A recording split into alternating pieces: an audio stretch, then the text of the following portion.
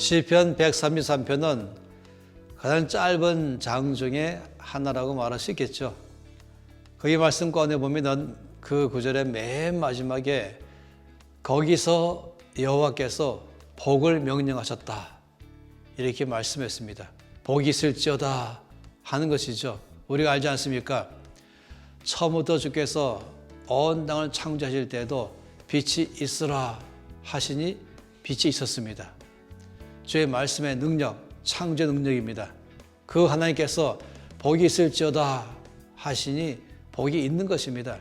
그런데 거기서 바로 하나님은 거기에 복을 명하셨다고 말씀하셨는데 그 시편 133편 말씀에 거기는 어디냐면 1절 말씀에 형제가 연합하여 동거하는 삶이라고 말했습니다.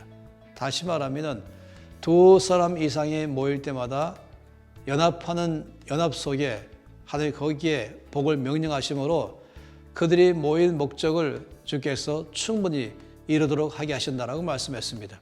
2명, 3명, 20명, 200명, 2000명, 2만 명 모일 때에는 목적으로 모였잖아요. 어떤 공동의 목적을 성취하기 위해서 구성된 인원이잖아요. 그럴 때에 이들 가운데 주어진 목표를 완벽하게 성취하려면 주님의 축복이 필요한 것입니다. 주의 축복이 있어질 때에 그를 가능케 하는 것입니다.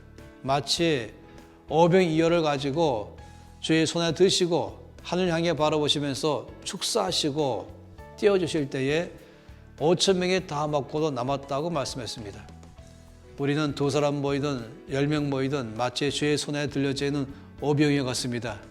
힘없고 연약하고 부족해서 과연 우리를 통해서 목적한 바를 이룰 수 있을까? 이럴 때가 참 많이 있잖아요.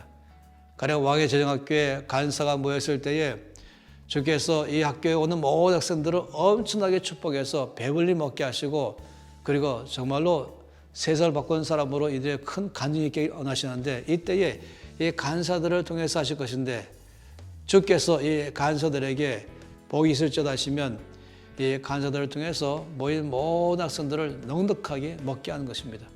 교회 안도 마찬가지고 직장도 마찬가지고 이 땅의 국가 안에 어떤 분야도 마찬가지고 연합할 때 거기 역사가 일어나는 것입니다.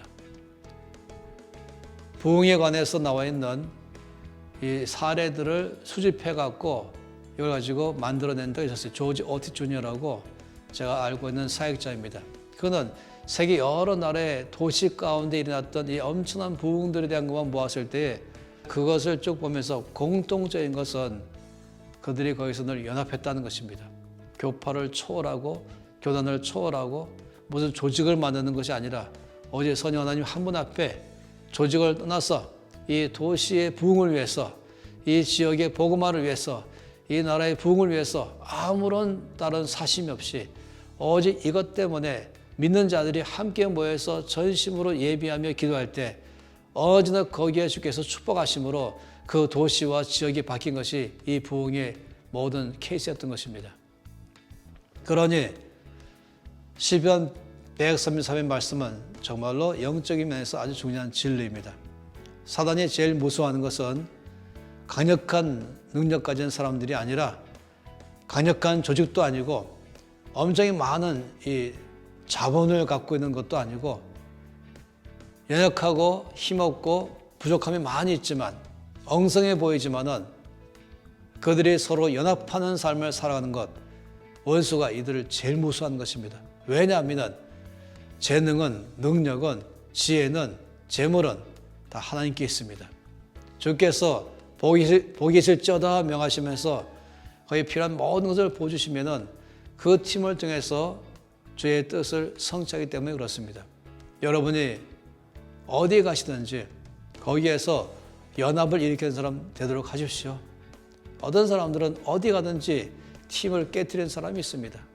그러나 어디 가든지 깨어진 팀이라도 연합해서 여러분이 연합을 위해서 기도하고 먼저 그 일에 힘쓴다면 하나님이 거기에 축복하실 것입니다. 에베소 4장 말씀에는 연합을 이루는 길을 잘 말씀했습니다.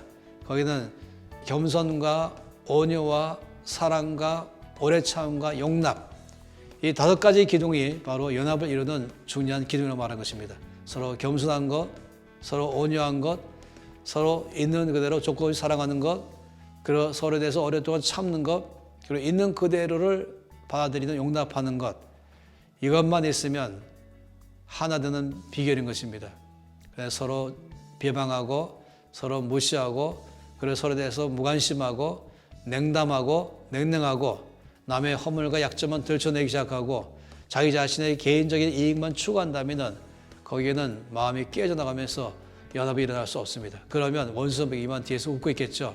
너희들 뭐 해봤자 별 볼 일 없다고 말하겠죠. 그러나 우리가 모일 때마다 겸손과 온유와 사랑과 그리고 오래 참음과 용납으로 하나 될 때는 거기는 세상을 바꾸는 놀라운 파워가 나오는 것입니다. 오늘날의 한국교회의 부흥의 비결은 연합에 있습니다. 그 지역이 작은 지역인데 그 지역에 20개의 교회가 있다면 이 20개의 교회와 크리스찬들이 연합한다면 그 도시는 부흥이 일어나게 될 것입니다. 여러분이 있는 사역과 부서마다 연합이 있다면 거기에는 하나님의 축복이 임하시면서 놀라운 부흥 역사가 일어나게 될 것입니다. 여러분이 바로 거기 한 주인공 되시길 바랍니다.